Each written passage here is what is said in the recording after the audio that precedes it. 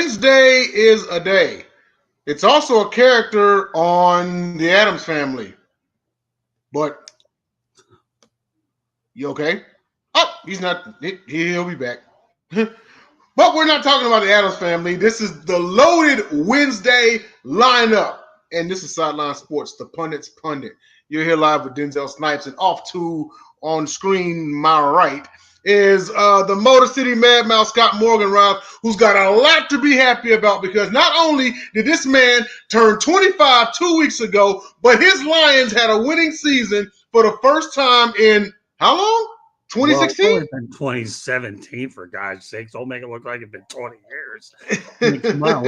It's just been 30 since they've won anything. We're not like the Pittsburgh Pirates where we go 20 years without a winning season. Without a winning, yeah. And then just below me is Jacob Christner, the architect of the Pundits Pundit. So we do have a loaded show for you guys. I'd like to thank everybody for tuning in. And before we get started, just want to let everybody know. Also, I want to say this part here. We've got ourselves this is our final night to be able to do this. Just letting you know. We are going to be on a network really, really soon. And so we're going to have some real, just letting everybody know that we're going to be having some, besides the score, no score, we're going to have some people really soon, some advertisers. Yes. Everything's going to be going. So everything's pretty well. Feels great. Yes, it feels absolutely great. Well, listen, if you are just like I announce with every show, if you are a first-time watcher, salute and welcome. Wipe your feet on the mat before you enter the house. Also, make sure you hit the like on this video, but more importantly, hit that subscribe button to Sideline Sports because we got a plethora for you. As I said, it's a loaded Wednesday night slate. I mean, we got like tonight alone, right? We got Pundits Pundit, Sports Arenas later on. Sports Exchange is right next after this, which we'll be announcing more about later on in the episode. 3 Chicks in the Pod, Chicks and Salsa, The Gauntlet, Cold Hard Truth, Cub Fidential, you name it. We've got a plethora of shows to your liking and your entertainment. More things for you to yell at the TV about, and that's great.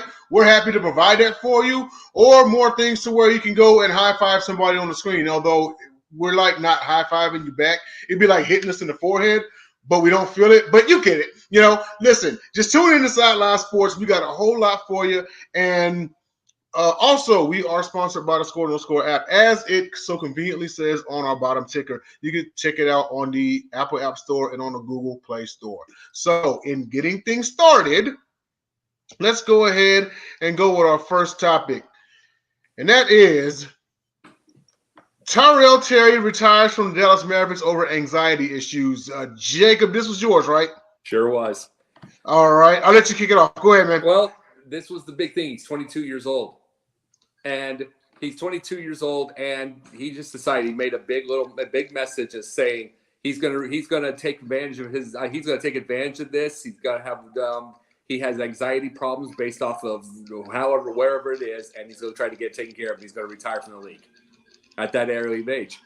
Now, this is the thing I'm always asking about something like this. How it's like, was this legitimately an issue back in the day of the basketball that we knew?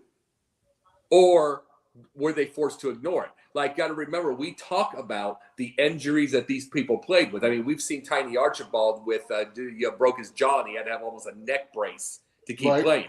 We've seen that picture. We've seen the archaic looking knee surgery, the knee brace by Pete Maravich. We've seen those, but everybody had to see. We already know this part by it. Hey, what's up, Will? We already know this part that you had to play or you lose your job. Right.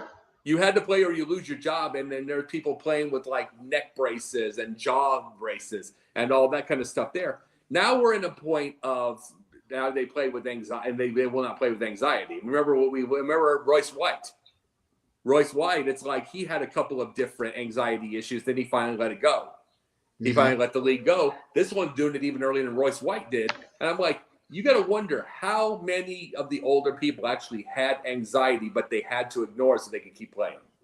I think that this actually is a shift And it's generational. I think more and more now you have to keep in mind, mind you, the DeMar Hamlin issue. He may have a condition that he didn't know about and whatnot, so he's going to have to take things easier. I think what we're seeing here is the younger generation who witnessed their older generation go through, just like you said, these issues, and they had to ignore it to keep doing what they're doing. They are actually wisening up. Like, listen, there are so many other things I can do to be successful outside of sports. If you finish college, you have a degree, or maybe you got a business mindset, whatever works for you. But they're feeling like, you know what? My life is bigger than like this sport. There's nothing wrong with looking out for yourself. Well, tennis. In tennis, we have Naomi Osaka. She's had anxiety issues, but now she's pregnant. She's pregnant, yeah. And she's not going to play like Serena did. Serena had to play with about a couple months pregnant. That was one of her things. She isn't going to do that. And then, and then Ash Barty retired at 26. Mm-hmm. But we think about this too. Let's look back. And you know this name, Scott. Bjorn Borg. Oh, yeah. Yes. Bjorn Borg, he called it burnout. Mm-hmm. He called it burnout. He called it everything like that. He left tennis when he left tennis at 26 years old, 25 years old. He left it, and when John McEnroe asked him to come back, everything like that, we're not done yet. They were tied 7-7, the ultimate rivalry. They're tied, and then he retires like that, and he tries to come back in 91 and fails miserably. Now, here's the thing. How much of that was true burnout and how much of it was anxiety? Because it was every minute of their life. And some people can handle that. Some people, but at the same time, there are some people that also, while they're doing this career, they have wife, they have kids, pressures, on the road. I mean, look, just think, and here's another thing. Think about AC Green and how much mental state, how much mental strength it took to stay a virgin through all of it, through the Lakers. He also held a record for most games started consecutive. Yeah, but I mean, through the Lakers, through everything. Go ahead, Scott. Scott, your thoughts on this whole thing?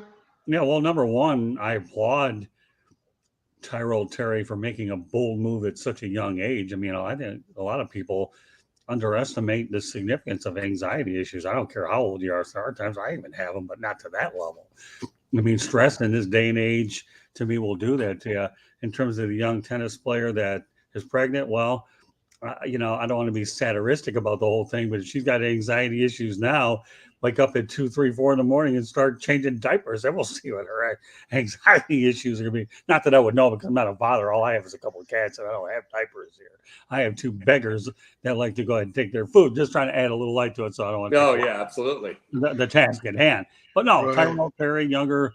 I mean, heck, even John Madden had anxiety issues. He didn't want to fly.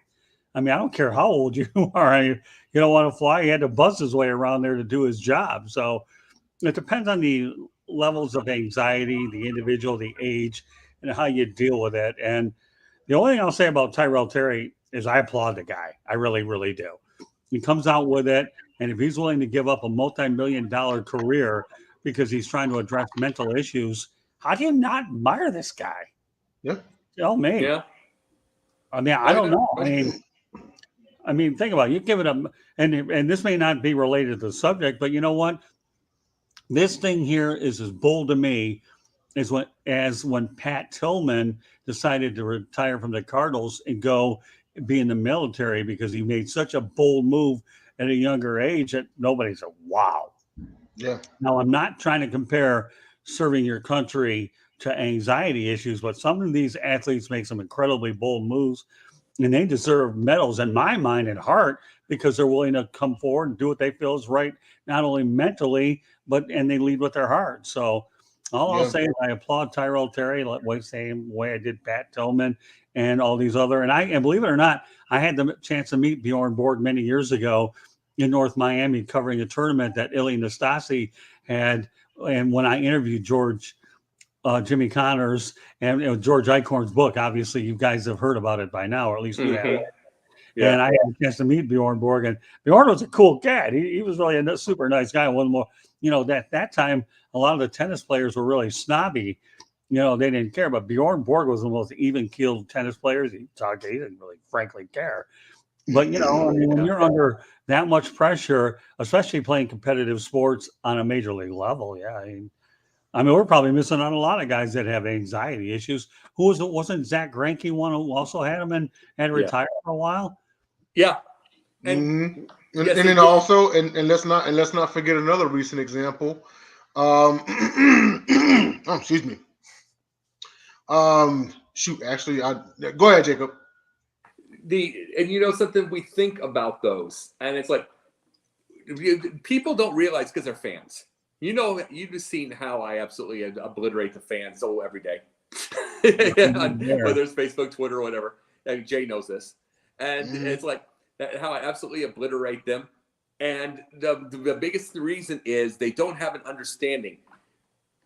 The money you make, there's just more pressure. Right. Yeah, they're every single one of these people, these fans. I'm talking to every single one of them because they don't have an understanding of how money works on something like this. So, for one thing, you get the money means you have to produce. I mean, and stuff like that, which means they're looking for titles, which means you're now a leader, which means all that stuff. And it's like, okay, so before, when you were making the money and everything like that, you can make a few mistakes. You could do this.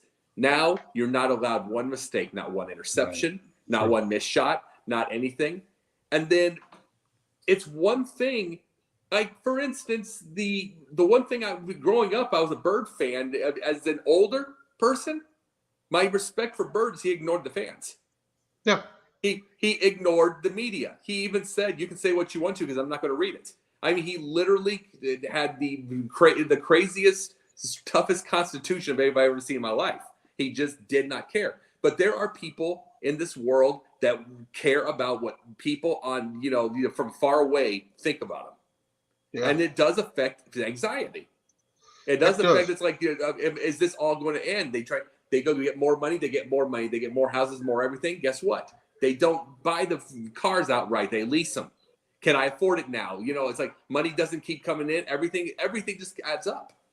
Well, let me also mention that Simone Biles has had her. I was just about to say, yep. Yeah, so, let's call GMTA, as Jacob knows by now. Simone Biles, another one that had to deal with all this stuff as well. So, hey, you know what? I don't envy anybody that has to deal with this stuff, how they handle it, whether it's a monetary thing that they relinquish that or not. But let's face the reality. It's just the society and the pressures and demands. And I'm alluding to what Jacob says. Now, once you get paid more money, the pressure is so much higher. In fact, you know what? Let me go back to an example maybe you guys don't even know of. And maybe you don't. Ever heard of a guy by the name of Lyman Bostock? Yeah, I heard the name, yes. Lyman Bostock had a good career with the Minnesota Twins, went to the Angels, and was killed in a drive-by shooting. And he was having such a horrible year with the Angels, he wanted to give his money back. And, it's just, you talk about he didn't feel like he earned it. Unfortunately, his life was taken from us too prematurely. But, again, you respect people that, all right, I've earned the payday, and now I have to play to my capabilities. Right. Simone Biles caught so much flack for what she did. And she felt like she was looking out for the team, like, hey, like I've got all these issues and I don't want to fall flat out there. And I told everybody, I was like, you know what? You also have to look at it like this. Because gymnastics, like, because they do these moves and everything, and if your head is not all the way in there, she could injure herself. What if she lands wrong? Yeah, you have to, your mind has to think, and it's like, see, I will admit this. At first, I was doubtful. I will admit it, just because the only thing that I remembered, they had all those issues with the with the trainers and everything like that. They had all the issues, the molestation, everything. Those are the things that we knew. But you don't know the whole story of how much shrapnel, mental shrapnel there is from something like that. Yeah, I doubted it at first because you don't feel, it doesn't come when you're in the trials. It doesn't come and all that kind of stuff. So I had that doubt. Then I had a friend of mine from back home that reminded me, you don't know what they were thinking of, and maybe it's just finally blown up. And then that just reminded me that's true. And then I had to watch, and then she kept missing meat after meat after meat after meat after meat, and then you realize this is real. Yeah. And then she finally made the bronze on the other, and it was just on the final one. And it's like, and then you realize it's how real it is because you don't go all the way over there to miss these meets like this. Yeah. You know? Absolutely. And I wanted to bring this up, by the way. We wanted to talk to the people real quick, all of our viewers. Let's bring up Damar Hamlin real quick. I wanted to bring something here. Yes.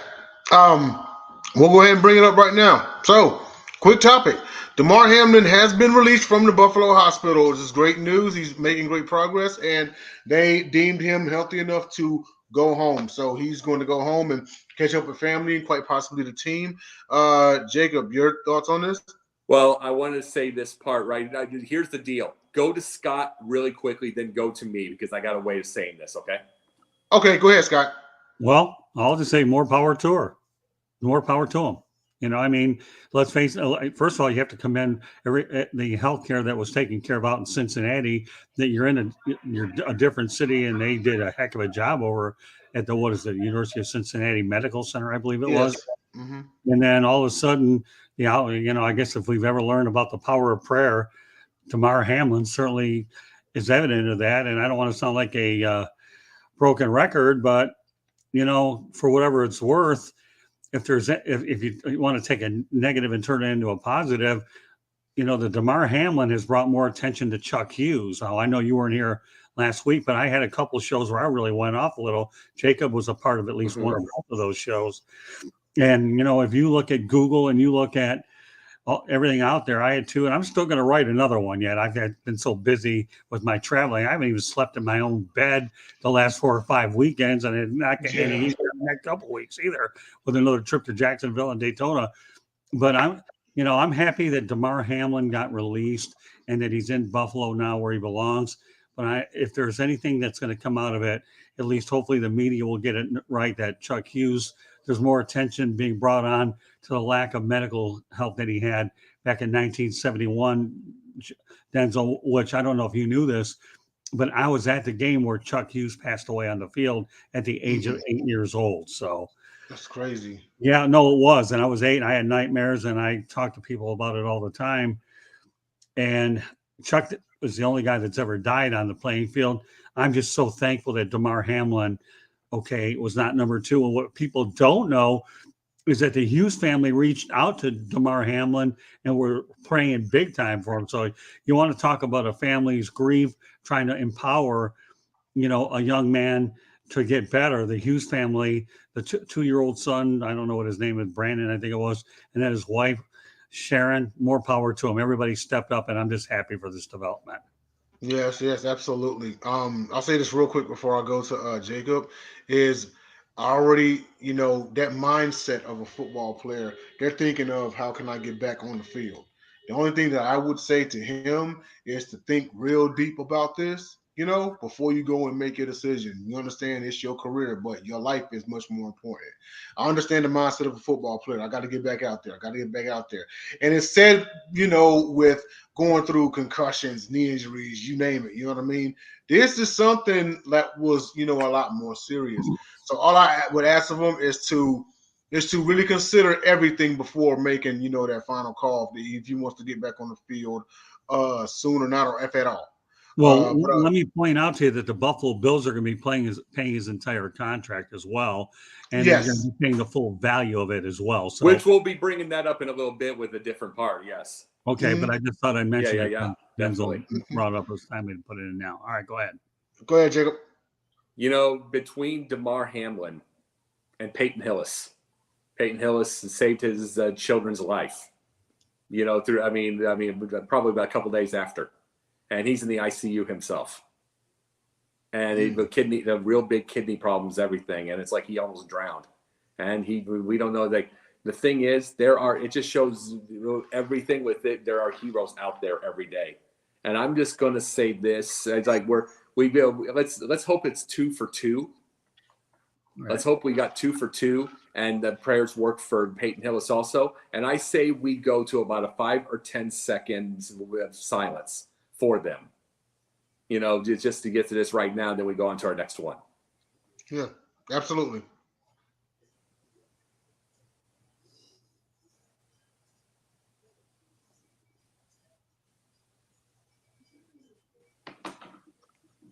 All right. And it was like, it feels good too, because I can say this, Peyton Hillis, we are wishing well for you, and we're praying for you, just like we did Damar Hamlin.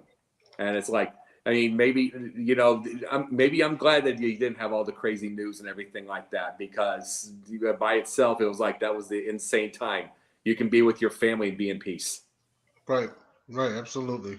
Well, I'll go on to our next topic here, and that is, let's see here. Gio Reyna, Greg Berhalter, and the helicopter mom. Jacob, I know this is yours. Oh, yeah. Here's the whole thing. There was a whole deal with Gio Reyna and his mom were mad that he wasn't getting a lot of playing time during the World Cup. And then you might know this part itself, Scott, but he didn't get it. So what does the mom do?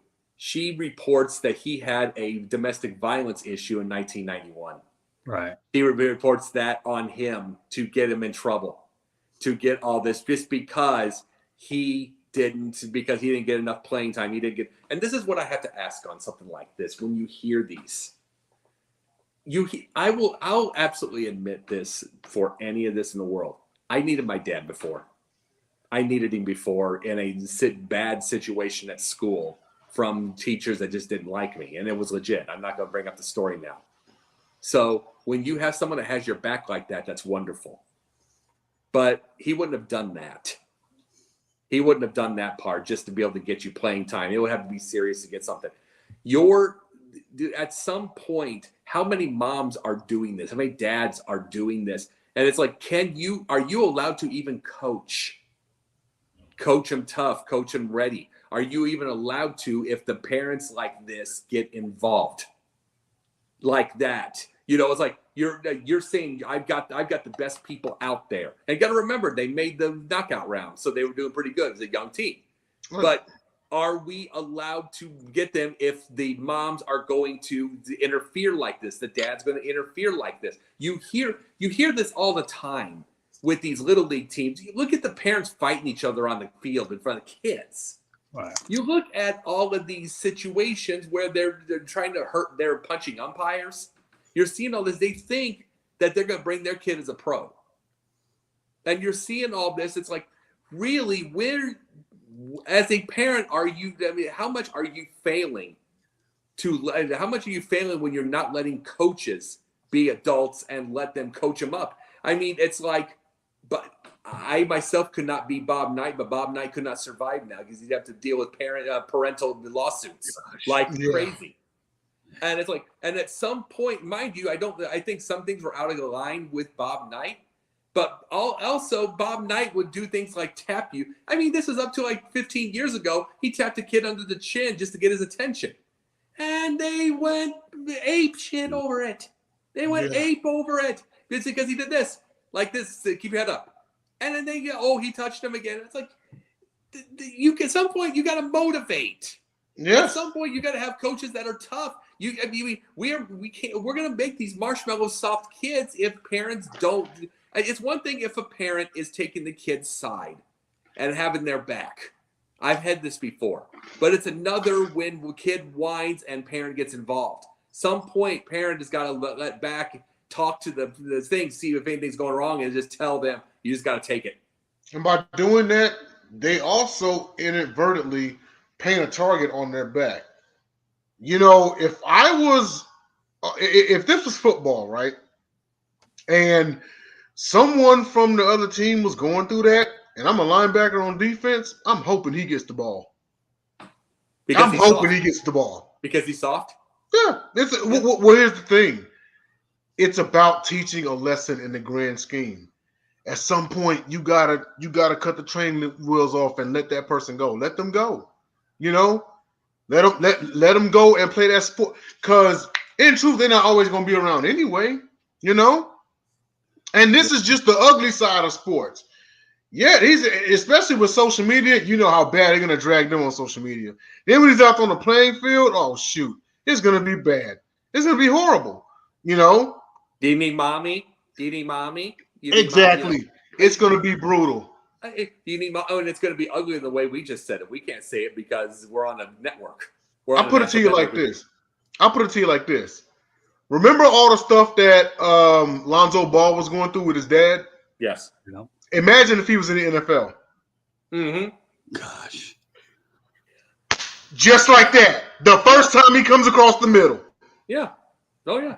And these are, these are the things. It's like helicopter moms and dads have gotten worse. They really, really have. And it's like, it's one thing to protect your child, which you need to do as a parent. You do need to do that. That is, I mean, we got to remember, you had a father who just, we talked about Peyton Hillis. You had a father who just saved his kids' lives. You got to protect your family.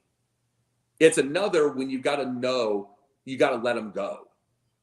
Yeah. You know, you got to know when to let them go and let them be able to handle their situations, and then trust that a coach is going to take care of them. It's one thing if it's those coaches that are like in hockey and they're doing sexual assault on your kid, go after them. Totally. Go brutal on them. Know that your parent has the back. But it's another when it's just like, you can't be tough on them. You can't do this. It's like, then here's the thing. If the coach is not on tough on them, I promise you the helicopter parent isn't either. And then these are the kids. You know what those kids are? Those kids are the ones that rape the women. Those kids are the ones that sexually assault the women. They're the ones that harass. They're the ones that get away with everything because their parents pay for it. Oh, as many times as we brought up Matt Ariza, yeah, there you go. You know, but swinging over to Scott, your thoughts about this whole thing? I think it's a mess. It's an absolute cotton-picking mess, to be honest with you. I mean, I enjoyed watching Bob Knight coach. I also had a chance to interview Coach John Wooden many years ago as well. And you talk about the most authoritative type of coaches on the planet. I can only imagine what it'd be like in this day and age, even with legends like that. You know, you have, Wooden left when he out on top. Bob Knight, I think the whole thing stinks. I really do. I mean, what was that term you said? Marshmallow what? Marshmallow. They're just soft as marshmallow. You know, they're just these kids. I like that. That's a new one for me. Yeah, soft as marshmallow. It's like I said, there are things that Bob Knight did go overboard on. I'm just talking about certain, there's just certain specific things. But at the same time, tapping them under the chin to get their attention, that's not going hard. Remember what he got fired for over? That wasn't hard either. Brand. That wasn't hard either. That wasn't hard either. That's my point. That's where I'm going with this whole thing. Yeah. Not like he did. He's done a whole lot worse than what happened. What got him released over at Indiana University. So I think the whole thing is stupid. You got to have some coaching, which is tough nowadays. And unfortunately, in fact, I'll tell you something here in Miami with me covering the Canes this year, Mario Cristobal didn't care what the parents had to say about their playing time. If you don't like it, your kid can mosey on out of here and go somewhere else. And nowadays, they do that with the transfer portal. Mario Cristobal had to endure a 5 and 7 year. I get that. But those aren't his players anyways, the majority of them. He had to bring in his own people. He had a great recruiting class this year. So, I think the problem is, and I'm glad I'm not a coach. I'm really not. I don't care if I'm a coach, whether I'm in broadcasting or whether because even sometimes in my industry, if I try to take particular individuals under my wing and then they're worried about being yelled at, I walk away and just tune them out is what I do. Mm-hmm. Because if you can't handle constructive criticism, then you don't need to be around me, especially if we're trying to help you get better. Yeah. And you bring up the transfer portal, and what a lot of people don't realize is there are other teams that are watching what you're doing and what you're dealing with and how you are. Should that player, the one that's marshmallow, the one that's been, should that player leave that team for whatever reason and wants to go somewhere else, the other teams don't want to deal with that circus. They don't want to deal with your mother. They don't want to deal with it. Yeah, no one's gonna. No one wants that. No one wants a circus, especially a media circus. Whether you think it's just or unjust, and this is not having to do with his parents or anything like that. But look at Tim Tebow. Part of the reason why he's not in the league is people didn't want to deal with the media circus. Yeah, he went to the Patriots. Bill Belichick don't play that. People don't want to deal with controversy. They don't want to deal with a circus, especially when it has to do with someone's parents, because they're supposed to be above that, even though they may be still like juveniles, they may still be minors or whatever, but they're playing sports. But if you don't want to deal with the media circus, you know what? If you're a professional athlete, there's one easy fix to that whole thing. You know what it is? Retire. Play for a small market team. There aren't many of them there. Yeah. There just aren't. I mean, I'm just telling you, I'm around this stuff all the time. You're worried about a media circus. Play for a small market team. It isn't bad. You go to places like LA, maybe not as bad because they're West Coast kind of deal. But you go to places like Philadelphia, New York, they'll eat you up alive. That's really well. I mean, the northeastern markets, Midwest a little bit more. But my point is, when you talk about tough love, just because you transfer one place to the other doesn't mean it's going to be any better. Let me bring up a Larry Brown example. When he took over the job, I think it was at SMU, TCU, one of those Texas schools down there. He got rid of all of them. He says, none of you guys are any good. You can't play for me. And they started all over. That's Larry Brown. By the way, the only coach ever to win an NBA championship and an NCAA championship. Ever heard of him? Pretty good. Yep. And you don't think you can play for him, and Larry's a good coach, even though he's probably got more frequent flyer miles. He can fly anywhere he wants from here all the way to Taiwan 9 million times over with the coaching stops that he's had. But the reality is that just because you go one place doesn't mean you're going to have a coach that's going to lean on you. Then what are you going to do? How many times do you think you can transfer? Well, nowadays probably all. But it doesn't get any easier anywhere else. And you're right, Denzel, okay? They'll look at what you've done before, and they're not going to greet you in like a choir boy. In fact, I know I might be getting a little off topic with this, but I think it's necessary for the show, all right?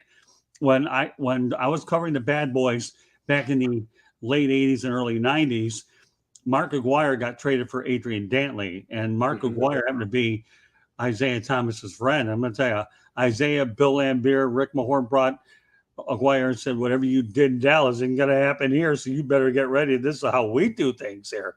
Right. And in this day and age, these athletes can't handle it talking to by your own peers, okay? Your own players. Well, think about this also. Remember when they traded Norm Nixon when Magic was around? Right. And it's like, and you went to the Clippers and all that kind of stuff. There's always those type of deals. But you brought up coaching, Scott. Yeah. I'll tell you this: if I was the coach, and I know I could, I have no question in my head because I've been a mentor before. I know maybe I'm not an X's and O's genius, but I'm a person. I know I'm a people person. I know how to handle people.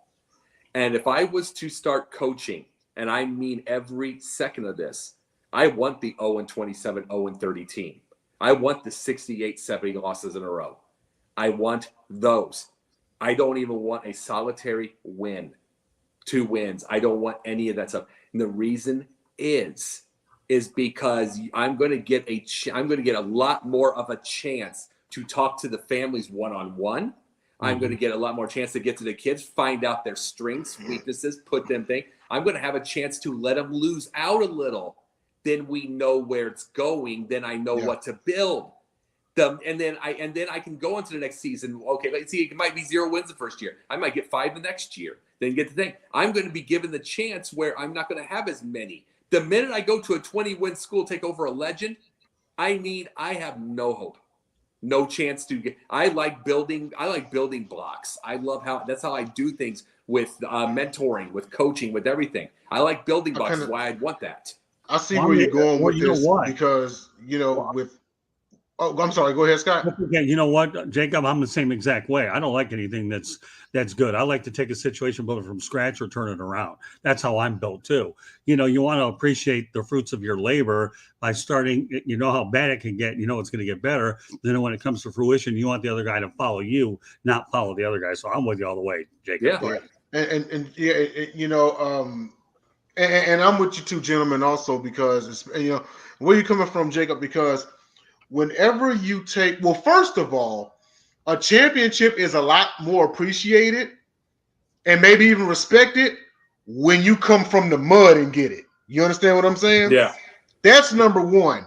Number two, you can take a consistently winning school. We'll say anything below the pros, and maybe some pro teams to a certain extent, but definitely from like college and below, right? You know what probably the worst part about a consistently winning school, we'll say Alabama, for example, maybe even USC of the mid-2000s, sure. The Hurricanes, any dynasty you can think of in college ball, right? You know what the most, in my opinion, the most negative that comes with that? Entitlement. Yep. Entitlement. Yep. That's the most negative. And no one wants to be around or deal with a bunch of entitled kids. if you take that 0-15 squad, that 0-30 squad, well, they ain't got nowhere to go but up. Yeah. They'll be more apt to listening to you and whatnot versus if you go in there and they only lost like 3-4 games in the last 2 years. They're coming off back-to-back titles or whatnot, and you take over, half your squad may be entitled. Oh, man, you can't tell us nothing. We're uncoachable. Well, let me tell you. This is where you get the Kyrie comments. Oh, we don't need a coach. Remember when he said that? Yeah, but you want to know a great college school that exemplifies, Denzel, what you're talking about? How about University of Kentucky basketball team? Home of the one and done. I mean, now a lot of fans are getting upset with John Calipari. Go to Texas. We don't care, take over for the Echo. I don't care what I've actually been to a game over at Rupp Arena. And I'm going to tell you, it is something you have to do because the way they run things over in Lexington, it, to me, is like a pro game with the amount of media coverage in that little town there. Yeah. And it's the environment. But I'm getting back to your point, though, entitlement. You go to the University of Kentucky with that tradition, and John Calipari's built on it, but he has struggled in recent years because of the entitlement. You're so used to winning, and now the expectations there. And I was actually there when I went with FAU, and a guy by the name of Billy Gillespie was the coach. I was there with Mike Jarvis is when I was there covering the game, and I had a bowl game the night before with Central Michigan against FAU. Took the drive down to Lexington and then went back home because that's where I was from. I was visiting, but I had a chance to do 2 games in 2 nights, and within a short it was a pretty cool experience too, by the way. But and before we go on to the next thing, I will divulge secrets just because I'm not a coach. So I'm just saying the secrets of what I would do. The reason I say I want the 0-27, 0-30, it's because I have thought processes that are way different from a lot of coaches. Like I literally have I want chessboards in the thing for them to play each other, the team, off the court. You know what I mean? They use their head in that way.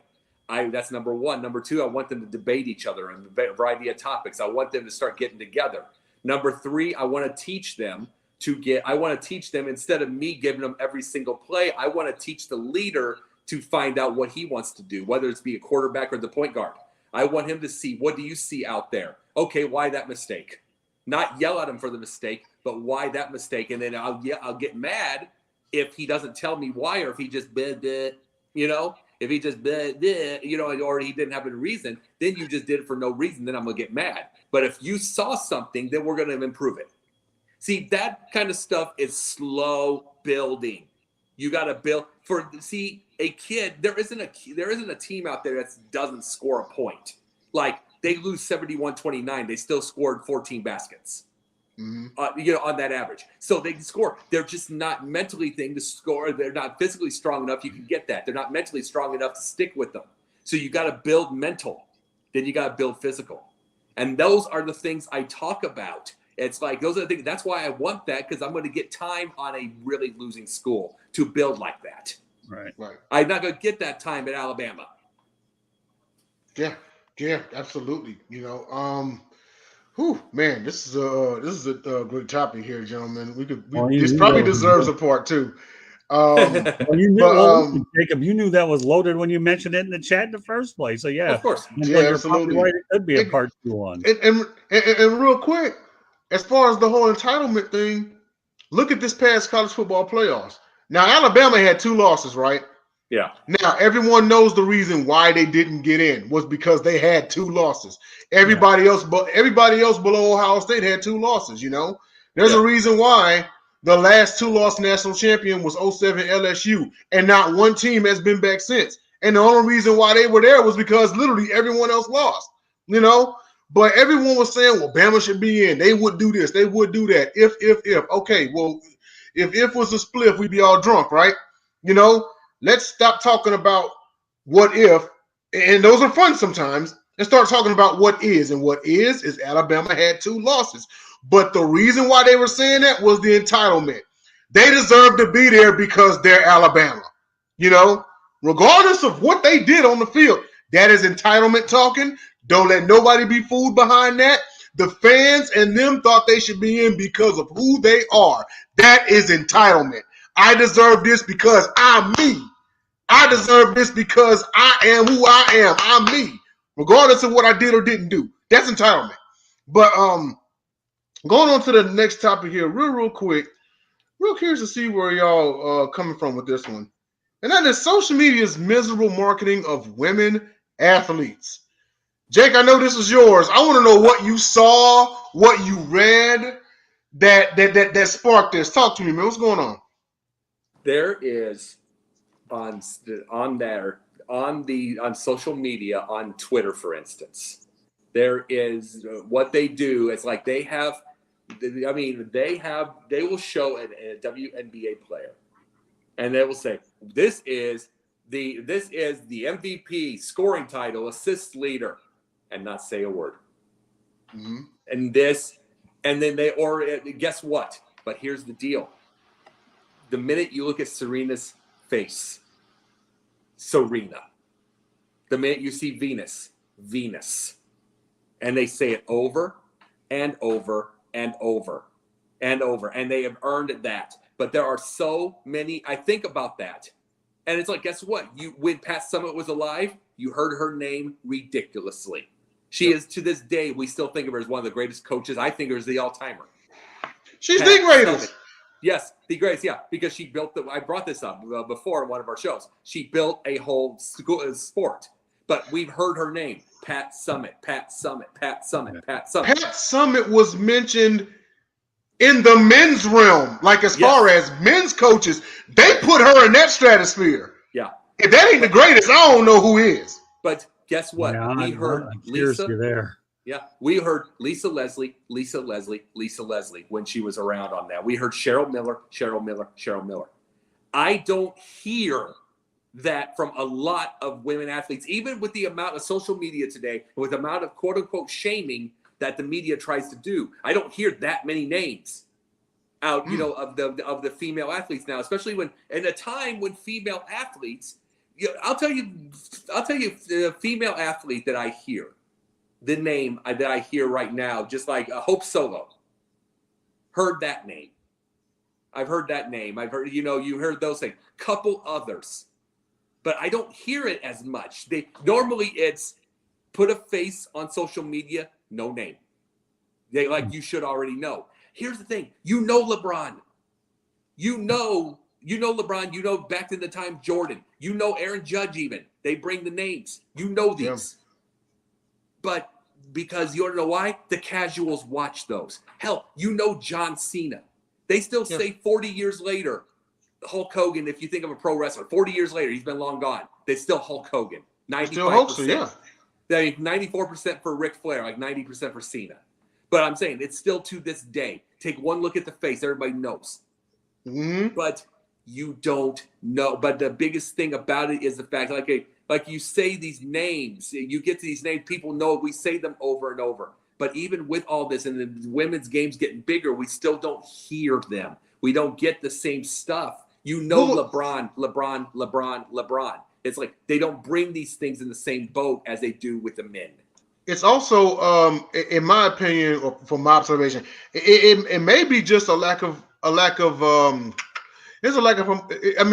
said, it's a lack of like promoting them. So you mentioned, these names that blew up before social media, the Williams sisters, mm-hmm. Lisa Leslie, Cheryl Swoops, and Cheryl Miller and everything.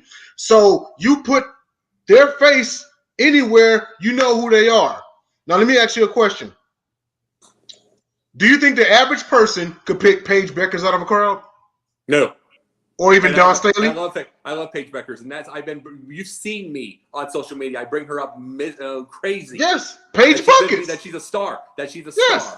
I bring it up all the time. No, they don't, and that's the point I'm saying. It's casuals. Yes. Casuals know LeBron. Casuals know Aaron Judge. Casuals know Justin Fields. Mm-hmm. It's like casuals know Justin Fields. In truth, and everything like that. Right now, casuals know Gardner Minshew.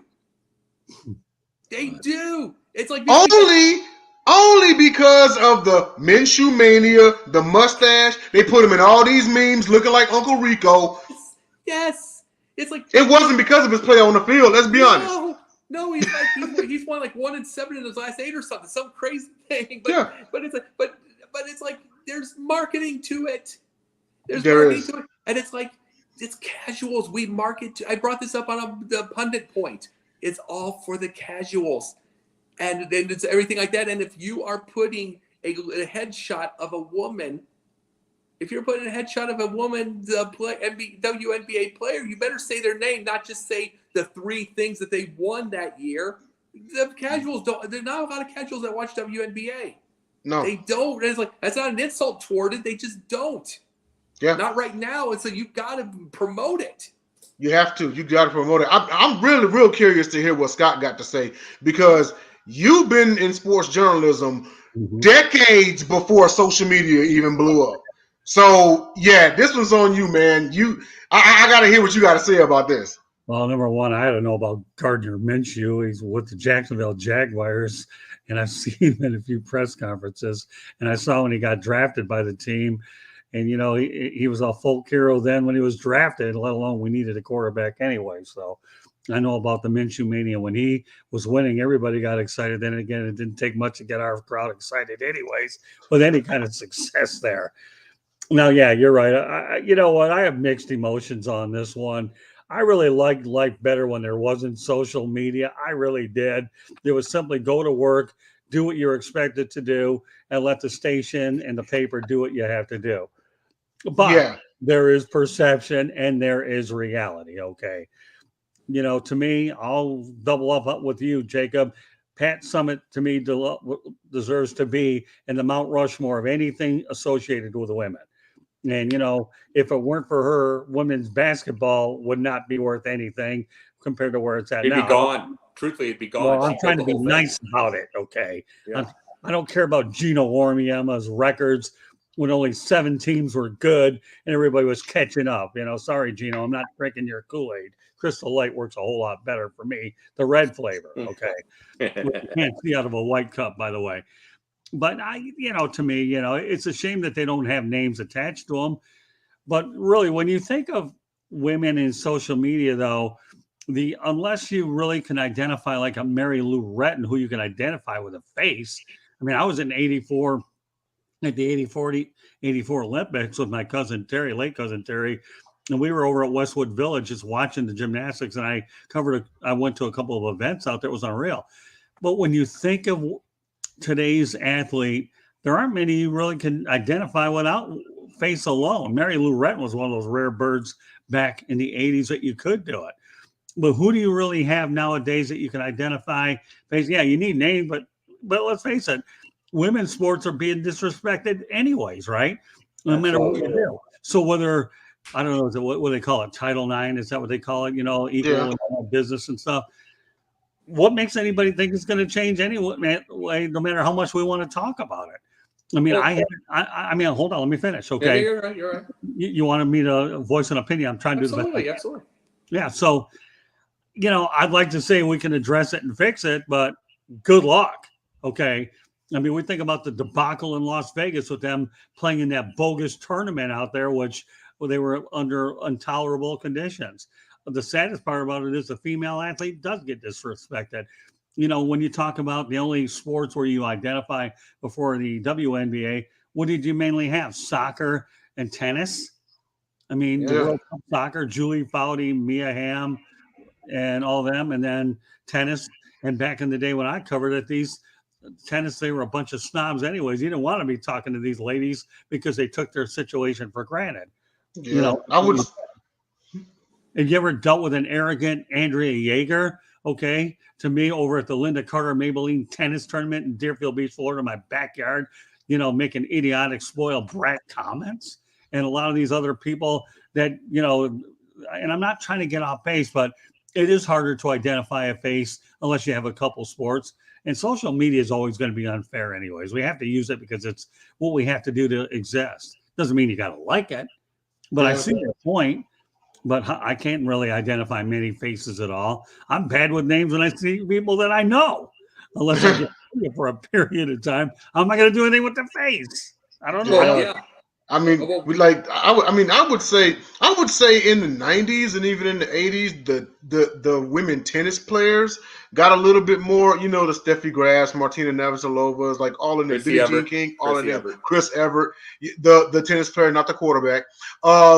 Yeah, if you know, you know. Christner was not no easy person to get along with either. Yeah, you know, I don't know if it was just easier to market them with tennis or what, but you know, we all recall a time period where if you wanted to know about somebody, you either had to cut on the TV and watch the news or watch the game, read the newspaper, or go to school or go to work and overhear a conversation. What, like, who's this Larry Bird guy? I mean, basketball is a black dominated sport. Who's this white guy? And he's out there like tearing it up, right? You know? And well, here, I'll make you feel real old. Go to the library and go to get the encyclopedia. No, not Wikipedia, the encyclopedia. This thick a book. Yeah. Big fat book out there with information. You know, you want to do a research paper back then, all you had to do was get an encyclopedia, grab a few words. Oh, we've all done it. Go to the Dewey Decimal System. Have fun with that. I can honestly say I took one class in college where our professor said, I don't want nothing off the internet. We had to go to the library, and he was like, I want sources from a hard copy. He said, I don't want nothing off the internet because it may as well be someone's blog, someone's opinion. So we had to go and check out books and do our research and write our papers. So I can say I actually like lived that. But I lived at the library in 1986, and I don't mean to get off topic, but I do have to tell you one quick thing you guys will laugh at. I was actually in an argumentation and debate class, and you know, we had to do one with a group. So I was paired with 3 women and myself, and here I am, a sports guy. What do you think they wanted to do a subject on? Prostitution. Great. I mean, they were all good-looking ladies, and I enjoyed hanging out with them, going out to dinner and talking. But we were over our head. We had to find stats any way we could get them on a subject which was difficult to do. It's safe to say I did get a passing grade on the debate, but it was one tough thing, and I lived at the library to do what you're talking about. So, well, truthfully, I'll tell you this. But where it all came from was because I saw a picture of Aja Wilson. Saw a picture of Aja Wilson, and it's like I knew the first name when I'd first seen it, so I had to look up the last name. I had to get to this, but that just showed she has 3 titles on that thing this year, single stats titles, and I still had to look up her last name. That's what, and I looked up her. Then I looked up her salary. Signed a 2-year, $398,000 contract. Makes $199,000. Which, here's the thing: we know the WNBA does not make NBA money. It does not make NBA money. It does not anywhere come close to it. It keeps losing every year. But it's the things that I've been bringing up after the whole Brittany Griner situation. That it's like there's a reason they keep going to Russia. There's a reason they go to Sweden. There's a reason they do all this to keep making a living and to keep training because training's expensive. Mm-hmm. And those are the things. And see, here's the deal. None of this is me being feminist. I'm just being truthful on this. There's going to be people that would make me the male feminist or whatever. It has nothing to do with any of that. It's just common sense. Right. It's common sense over things. This isn't 1953. This isn't any of that. These aren't these years of that. It's like where, oh my God, it's like, you get into a dress and you go take care of the house and blah, blah, blah. This isn't that. It's long gone. It's like women are getting stronger. Women have mind you, we don't need to knock down men to make women stronger, like a lot of them want to do. But we also don't need to knock women down. Exactly. We do need to be honest of where their thing is. And to be truthful, they do need. And guess what? If they get a chance at the promotion, give it to them. Let's see where it goes. Quit trying to knock them down. And it knocks them down when I don't know. I had to look up Aja's last name. I knew the first. It knocks when I do it. I'm the sports guy, and I had to look that up. And it's like if I'm not a sports guy and I have to look at the last name, I forget about it with a casual. So these are the points I'm making with something like this. It's like this is a casual's world. It's not our world. We're gonna get paid one day. This is our world, but it's the casual that want to watch. These ladies are not going to stand a chance of making more money because there's no marketing. They're not going to make more money than what they see if there's not marketing. Right. I agree 100%. Real quick before we wrap up. Let's see. What was this here? NFL pay structure and bonuses. This was a quick switch. And real curious to see what you wanted to talk about on this one, Jacob. Yeah, we talked about that. Scott, you brought this up. It was the idea that he's going to get paid his whole deal. Yeah, Right. DeMar Hamlin's going to get paid his whole thing. Right. For the viewers out here watching this, here's the rule. If you get on injured reserve at any point of your deal, any point of your contract or the season, they can cut your pay in half. They can cut that in half. That is part of the structure, especially for someone like him who doesn't even make $1 million a year. He had a lot of it. He got an unfortunate tragedy, cardiac arrest. They're going to pay him. But guess what? They're not doing that for everyone. There's a lot of people with a blown out knee that don't make $1 million that they can cut everything in half. And then guess what? You make $400,000, and then guess what? Taxes. Mm-hmm. You are barely making over $100,000 after everything. And then you've got a couple kids. You got a couple of kids, you got a couple of everything. And it's like we're talking about the pay structure and bonuses of all of this type of stuff. It's like, why is something that's out of your control killing your salary? You know, injuries. The injuries. It's one thing if you're not playing, you got to earn your way. You got to earn this. You may think I'm crazy when I mention this, and can I make a suggestion? Absolutely. Okay. I think this is a topic where we kind of whet people's appetite now, and I think we should go into more detail next week if you're interested. I really do. I think it's a subject that most people should know more about. I really do. And I think this is just a good way to introduce it tonight. I really do. Yeah. What do you think, Jay? Good? Yeah, no, absolutely. NFL pay and structure and bonuses part 2 coming next week because I got some thoughts about this one here as well. Yeah, I just think the whole thing is this, okay? Because when you talk about these class action lawsuits with the players, there's so many different layers to this. You talk about an 8-layer cake when it comes to eating cake. This is like an 88-layer cake is what this thing is, because you're talking about concussion, knee injuries, back injuries, shoulder injuries, or whatnot, okay? Concussions. And, you know, so I think while we understand that, fortunately, in the case of the Buffalo player, DeMar Hamlin, that he's taken care of. Don't tell me about the thousands of athletes over the years that haven't been taken care of because of things. The one thing I can tell you right now, and we talked about this on Pundits View, okay, Jacob, it's called the right to know. You've heard about that, right? The right to know. And I think that that's what people have to understand in our business is not only do we entertain, but we educate. And if people ever lose sight of those values, then shame on them. And I think you have a topic here that, you know, I look at the topics during the group chat. I never know where you're going to go with them. But when I see that we're on here and I sense the detail you're going to get in, it's okay to go out there and kind of let people know and then go at it full force and lead off with it next week. Absolutely. Because I think it's just loaded. I really do. That's just my opinion.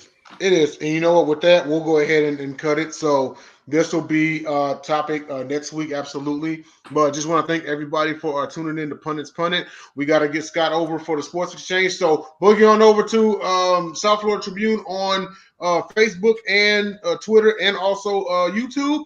And catch the Sports Exchange coming on here in just a minute. Scott, where can everyone find you? All right. Well, you mentioned it, Denzel. Go to South Florida Tribune YouTube channel. You can also find me on Twitter at Tribune South. Okay. So at Tribune South. And our website's www.southfloridatribune.com. That should give you the Cliff Notes version. Please subscribe to the South Florida Tribune YouTube channel. We announced it on Facebook today that Sideline Sports and South Florida Tribune, I've been named a consultant for the company. So I'll be involved in a lot of opportunities to try to give ideas to the company and be able to, and we already exchanged on air talent to begin with. So I'm glad to finally be officially mentioned as part of the team. And my only goal is to make the platform better and nothing more than that. So yeah, that's where you can find us. You're like the guy who we always considered an uncle that finally legally got married to our aunt. Jacob, where can everyone find you? At Jake the Pundit on Twitter. On Jake the Pundit on Twitter, I'm going right over to Sports Exchange with Scott right afterwards, and I have more shows than Shonda Rhimes. So just I tell you every week. So if you got it from that point, so if you're not doing Jake and I, you get another hour of us over on the South. I know, right? Typical Wednesday doubleheader, right, Jacob? You better believe it.